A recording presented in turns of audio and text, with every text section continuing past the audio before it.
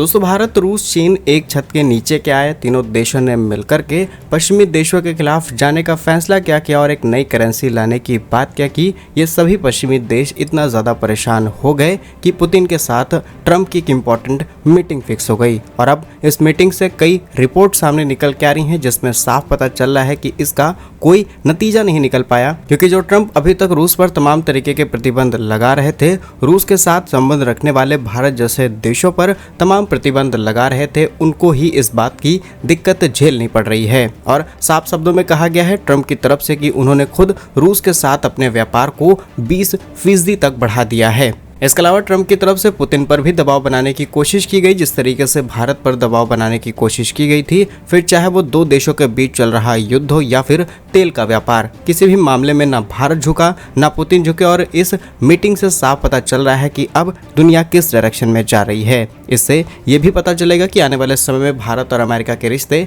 किस डायरेक्शन में जाएंगे। और दूसरी बात की इससे ये भी पता चल रहा है कि भारत और रूस की दोस्ती कितनी ज्यादा गहरी होने वाली है। तो आइए जानते हैं सब कुछ आज के इस वीडियो में क्या कुछ इंपॉर्टेंट डिसीजंस लिए गए इस बैठक के दौरान। यदि आपको काम पसंद आए तो वीडियो को लाइक, चैनल को सब्सक्राइब जरूर कीजिएगा। अलास्का में अमेरिकी राष्ट्रपति ट्रंप और पुतिन के बीच हुई मुलाकात का अब तक शायद कोई अच्छा नतीजा नहीं निकला है। उम्मीद यही थी कि भारत पर जो एडिशनल 25% टैरिफ लगाया गया है, इसके रिडक्शन को लेकर के कोई बात आगे बढ़ सकती है, लेकिन शायद ये बात नहीं बन पाई। और इसके पीछे वजह है ट्रंप की अपनी अकड़ और पुतिन का जो वर्चस्व है वो उसको किसी भी कीमत पर कम होने देना नहीं चाहते। और इस मुलाकात का मकसद ही था कि रूस और यूक्रेन के बीच में जो शांति है उसको बनाया जा सके। लेकिन पुतिन ने साफ शब्दों में क्लियर कर दिया कि शांति किसी भी तरीके से नहीं होगी, अगर खुद रूस चाहता है तभी शांति हो सकती है। लेकिन ट्रंप को चाहिए था क्रेडिट, वो चाहते थे कि दोनों देशों के बीच शांति कराते हुए सीज फायर का क्रेडिट वो अपने हाथ में ले पाए। जिस तरीके से भारत और पाक के बीच हुए क्रेडिट इन्होंने जिस तरीके से भारत और पाक के बीच हुए सीज फायर का क्रेडिट ट्रंप ने लेने की कोशिश की,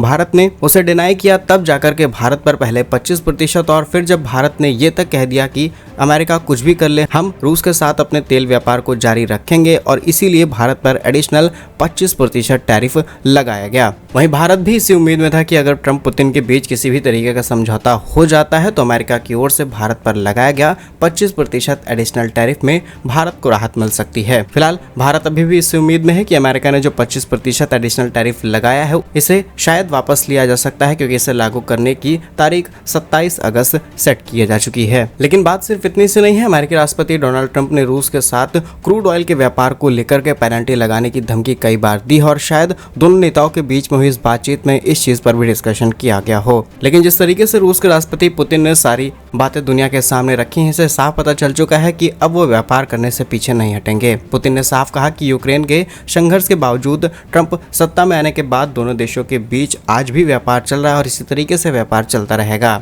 आपको याद होगा कि जब भारत रूस से तेल खरीदता है तो तमाम सवाल भारत पर किए जाते हैं, लेकिन जब ट्रंप से इसी बारे में सवाल किया गया कि आप भी यूरेनियम और कई इंपॉर्टेंट मटेरियल्स आज भी रूस से खरीद रहे हैं, तो इस पर आपकी क्या राय है, तो वो नजरअंदाज करके इन सभी बातों को आगे बढ़ जाते हैं। लेकिन सच्चाई ये है कि आज के समय अमेरिका और रूस के बीच व्यापार 20% तक बढ़ चुका है। आखिर 10 सालों बाद दोनों देशों के बीच इंपॉर्टेंट यात्रा हुई है, तो उम्मीद यही थी कि आगे चल के कुछ नए समाधान निकाले जा सकते हैं, जियोपॉलिटिक्स को नए डायरेक्शन में ले जाया जा सकता है। और ट्रंप जिस तरीके से मनमानी कर रहे हैं अपने डॉलर को मजबूत करने के लिए, अपने देश के अंदर डोमेस्टिक प्रोडक्शन बनाने के लिए या फिर माइग्रेशन वाली समस्या को सुधारने के लिए अनाप शनाप फैसले लिए जा रहे हैं, इसमें कुछ हद तक राहत दी जा सकती है। लेकिन अभी तक कोई भी ऐसा रुझान सामने नहीं आया है जिससे ये कहा जा सके कि ट्रंप अपनी नीतियों में कुछ फेरबदल करेंगे। वहीं फाइनल कंक्लूजन ये है कि भारत के लिए अभी तक कोई समाधान नहीं निकला, लेकिन पुतिन का मानना है कि दोनों देशों के बीच में जो व्यापार है वो और ज्यादा मजबूत है और समय के साथ ये कम हुआ है। लेकिन समय आ चुका है कि अब दोनों देशों के बीच व्यापार बढ़ाया जाए।